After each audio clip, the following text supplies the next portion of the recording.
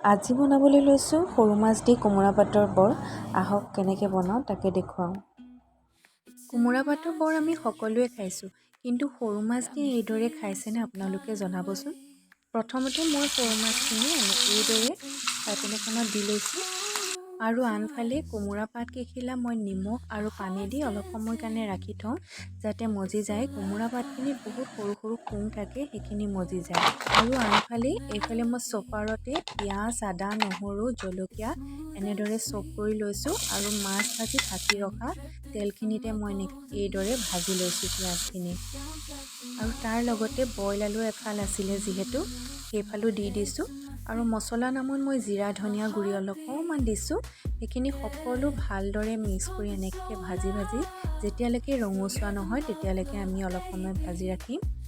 আৰু সৰু মাছকেইটা মই ঠাণ্ডা হ'লত চপাৰটোত এনেকৈ অলপ চপ কৰি লৈছোঁ। আটাইখিনি মিশ্ৰণ মই এইদৰে ভালদৰে মিক্স কৰি লৈছোঁ এখন প্লেটত, দেখিছে। আৰু কোমোৰা পাতকেইখিলা মই এখিলা এখিলাকৈ ধুই পেলাই এনেকৈ চেপি এখিলাকৈ থৈ লৈছোঁ। আৰু আনফালে বেচন অলপ গুলি এনেকৈ ৰাখি লৈছোঁ। আৰু বৰটো বেছি সোৱাদ লগা হ'বলৈ মই অকণমান নেমু চেপি দিছোঁ। মোৰ ভাল লাগে সেইটো কাৰণে মই এনেকৈ দিছোঁ। আপোনালোকৰ ইচ্ছা কৰি দিবও পাৰে নেমু, নিদিবও পাৰে।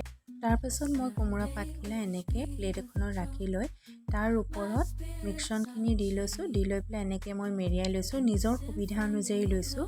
আপোনালোকে যদি বিচাৰে তেতিয়াহ'লে ৰছী দিও ল'ব পাৰে, কিন্তু মই ৰছী দি গাঁঠি নিদিওঁ। মই এনেকৈয়ে পাতখিলা মেৰিয়াই তাতে বেচন লেটিয়াই মই এনেকৈয়ে ভাজোঁ। মই পাৰোঁ কাৰণে এনেকৈ লওঁ। আপোনালোকে নোৱাৰিলে ৰছী দি পেলাই এটা গাঁঠিও দি ল'ব পাৰে। আৰু গোটেইখিনি এনেকৈ দেখিছেনে এখন এখনকৈ এতিয়া বেচন লেটিয়াই মই ফ্ৰাই পেনত দি গৈছোঁ। ধুনীয়াকৈ হৈ যায়। অকণমান খালি বেচনৰ মিশ্ৰণটো অকণমান বেছি পাতলো হ'ব নালাগে, ডাঠো হ'ব নালাগে, তেতিয়া ধুনীয়াকৈ ৰৈ যায়। পাতখিলা আপোনাৰ নিজৰ ইচ্ছামতে দিব পাৰে। এই বৰটো যে অকল মাছ দিলেই খাব পাৰি সেইটো কথা নহয়, বিনা মাছতো খাব পাৰে আপোনালোকে। যি ইচ্ছা তাকে ষ্টাফিং ভৰাই দিব পাৰে।